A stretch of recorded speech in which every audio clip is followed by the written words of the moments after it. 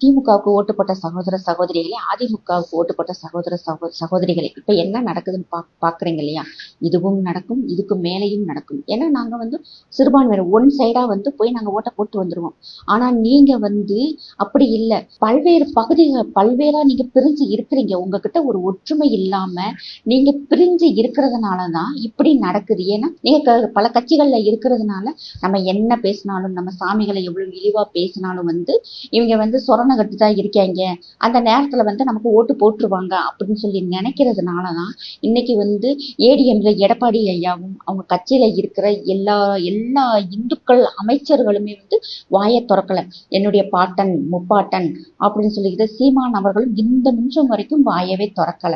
அதே மாதிரி டிஎம்கேல இருக்கிற இந்துக்களாக இருக்கும் அமைச்சர்கள் அவங்களும் யாருமே இப்ப வரைக்கும் வாயை திறக்கல.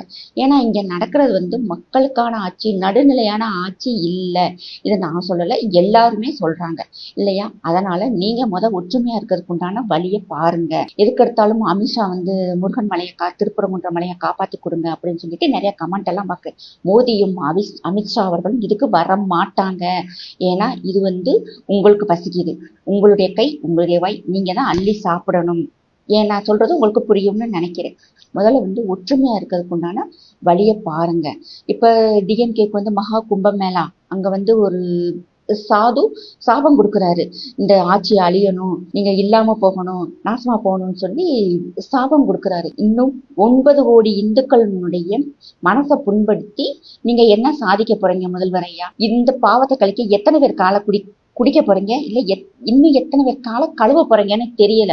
என்ன கழுவி குடிச்சாலும் உங்களுக்கும் புத்தி வர போறதில்ல, நீங்க திருந்த போறதில்ல, நீங்க மாற போறதில்ல.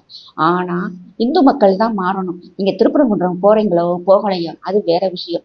முருகன் முன்னாடி சத்தியம் பண்ணிருங்க, இனிமேல் நாங்க டிஎம்கே கட்சிக்கு நாங்க ஓட்டு போட மாட்டோம், என் கட்சி இவங்களுக்கு இல்லைன்னு சொல்லி நீங்க சத்தியம் பண்ணிருங்க.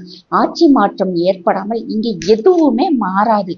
இப்ப வரைக்கும் பாருங்க, பாஜகவும் ஹிந்து முன்னணியில இருக்கும் அது சார்ந்த அமைப்புகள் மட்டும்தான் இந்த திருப்பரங்குன்றம் இஷ்யூக்கு ஒரு வாய்ஸ் ரைஸ் பண்ணிக்கிட்டு இருக்காங்க. அவங்கதான் ஒவ்வொரு சங்கங்களா போய் ஆதரவு கேட்டுக்கிட்டு இருக்காங்க. ஆனா இன்னைக்கு நம்மளுடைய முதல்வரோ துணை முதல்வர் அவர்களோ இந்து அறநிலையத்துறைக்குன்னு சொல்லி ஒரு அமைச்சரை ஒண்ணு தூக்கி வச்சிருக்கோம் இல்லையா, அவரோ எந்த வாய்ஸுமே கொடுக்கல. அதனால ஆட்சி மாற்றம் ஏற்படணும்னா 2026ல மக்களுக்காக, குறிப்பா உங்க இந்து மக்களுக்காக வாய்ஸ் கொடுக்கும் தலைவர் அண்ணாமலை ஐபிஎஸ் அவர்களை நீங்க கண்டிப்பாக ஓட்டு போட்டு ஆட்சி மாற்றத்தை கொண்டு வந்தா மட்டும்தான் இங்க எல்லாமே மாறும். அண்ணாமலை அவர்கள் முதல்வராக வந்தா மட்டும்தான் மக்களுக்கு, எல்லா மக்களுக்குமே நான் சொல்றேன், இந்து மக்களுக்கும் இல்லை, இன்னைக்கு எவ்வளவோ பெரிய இஷ்யூஸ் எல்லாம் நம்ம எல்லாம் பார்த்துக்கிட்டு இருக்கோம். இதுக்கு எல்லாமே ஒரு முடிவு கட்டணும்னா கண்டிப்பா 2026ல ஆட்சி மாற்றம் வரணும். அது நம்மளுக்கு முதல்வராக அண்ணாமலை ஐபிஎஸ் அவர்கள் வரணும். அது வந்தா மட்டும்தான் இதுக்கு எல்லாமே ஒரு தீர்வு கிடைக்கும்.